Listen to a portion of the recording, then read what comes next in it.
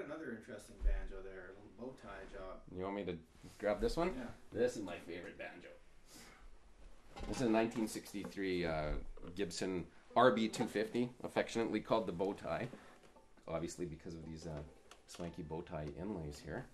I got this one from my friend Ardell Fladlin down in Grand Forks. He's a great collector, and he does some restoration. He picks a little bit.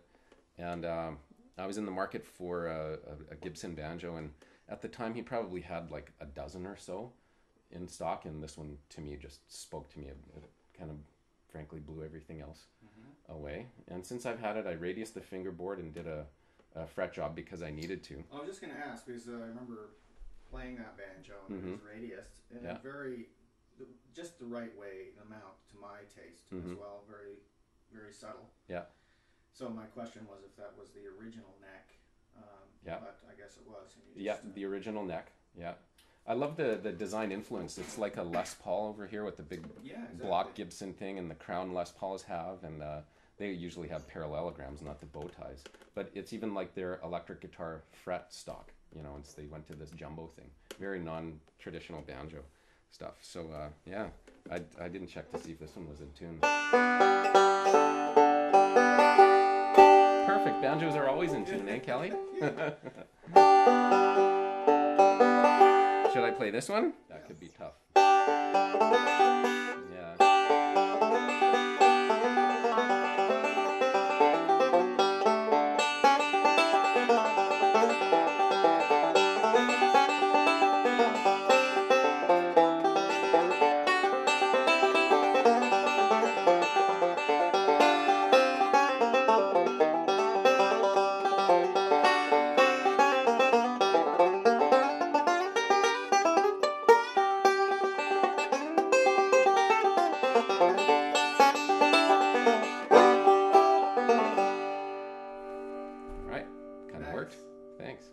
I got lucky. Still rolling there? Yeah. Okay. Yeah, guitars. What are those mandolins? There's a little A there. Is that a potbelly mandolin? No, it's a flat back. It's part of the. It's very much like when I talked about the criteria that I have for buying guitars. I'll just walk up here and give you a closer look at these two. So from the same factory, Supertone. This one was branded a Sterling. That's just the name that they use. But if you get a look at the inlays there, you know, very nice detailed purflings and cool rosettes. And this one doesn't have the mother of pearl like some of the other ones do. But I love that little pickguard inlay there. And this mandolin's unusual in that it's rosewood. You never see rosewood mandolins. So yeah, I wanted to have a little mandolin around, and it fit the look of my collection. Yeah, so, yeah. I don't know if this one's in tune exactly right now, but it's also got a great voice. It's just very big and open and resonant. It's not doesn't have the bluegrass chop necessarily, but it's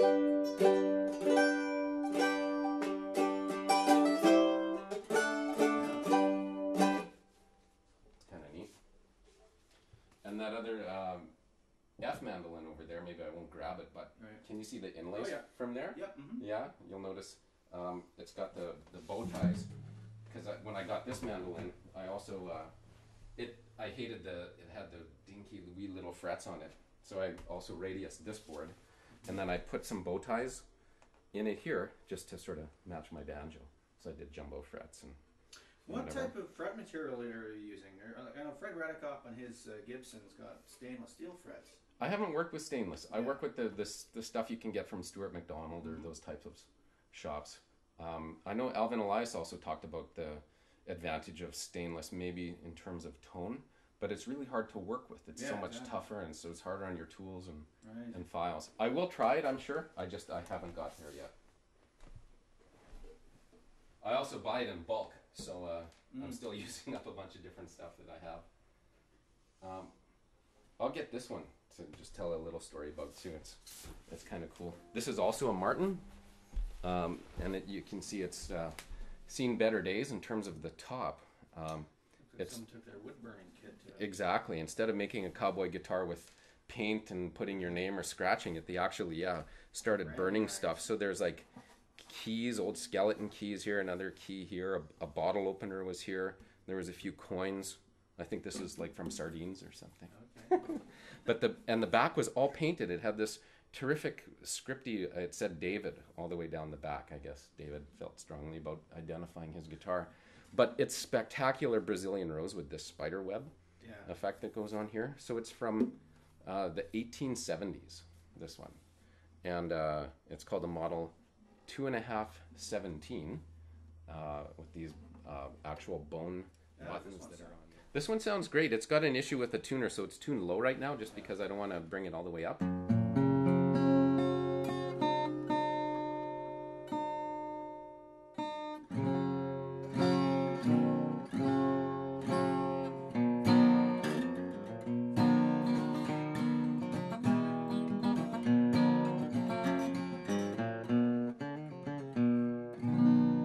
I haven't strung this one up for like years, or restrung it. So maybe for some people who aren't familiar with the trends in acoustic guitar construction, or the changes over time, if you can maybe explain the general difference in shape of some of these older that sort of pear shape, these old Parker for sure. Yeah, let's do that. You can see that other one that's very orange up there. That was like these were the biggest guitars in their day in the late 1800s, and Martin had a numbering system that first went through starting with a number 1 and then up to a 5. So this one's called a 2.5. I think 2.5 was the only one that had a half designation. So 2.5 describes the size, both upper bout, lower bout. I think this one's only like 9 inches right here and 11 and change here, and about 3.5 inches deep, so the number usually dictates the depth. And in time, actually in a pretty short period of time, Martin just discovered that, and it was really Martin leading that pack, that in order to compete with the craze of mandolins and orchestras and crazy banjo players. Banjo orchestras. Banjo orchestras, yeah, that? I know. So that's so guitars grew, and this one has a X-brace pattern in it, which is kind of neat, an early X-braced Martin. And then, so the size came up. You can see there's even a difference, between like these two and some of these ones behind me here. So this would be like close to a single O size. Then Martin, I'll just grab this one here again. They went up, after the number 5 came the O's. So there was a single O, a double O, a triple O, and then OM for the orchestra model. Exactly. I don't have one of those handy, but it's close to the size of that red one, kinda. Now play, this is a particularly high performance instrument for its type. Yeah. Play a short snippet with this, and then take out your Perry Dreadnought. And I know it's kind of an apples to oranges comparison, but just to see the difference in the type of tone and the flavor. Sure. Yeah, where you'd see a really big difference, in fact, it would be this to some of those other small ones. Oh, I forgot about that Washburn. That's a different size there too. So what should I do that highlights this guitar? I think this one responds so beautifully to finger picking.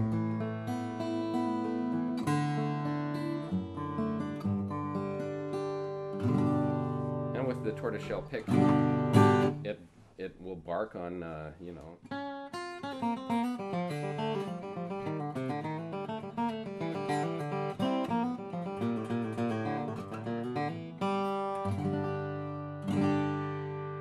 So yeah, let's do a similar run or set of licks on the Perry. Sure. I don't know what we're gonna find here.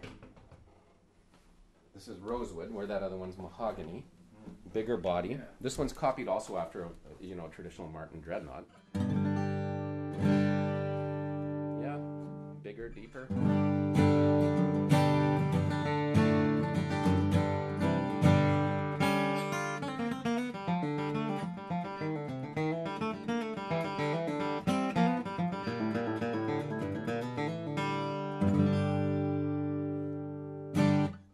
Elixir strings, man, are amazing.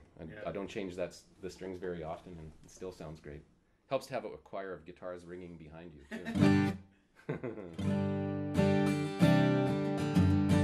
Yeah, my trusty pair, I wouldn't change or trade this guitar for any that I've come across. I love it. Cool. Yeah. So, what is sort of you do restorations for other people too? Is it mainly on your own instruments, or it's kind of a family friends word of mouth thing. I'm thinking about hanging up a shingle at least part time. My job keeps me busy, and family and kids and everything else. But I have done a number of different restoration jobs for a few people in the bluegrass community. And thanks for asking. It's something I'd definitely consider doing if you have some acoustic instruments that need attention. If I should wander back tonight, you'd be waiting.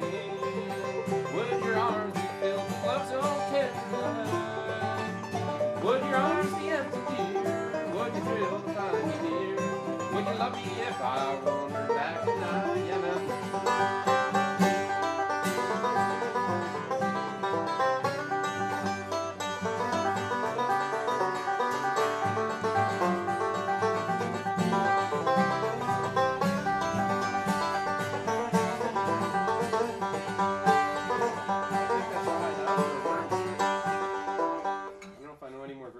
I just started learning it like yesterday.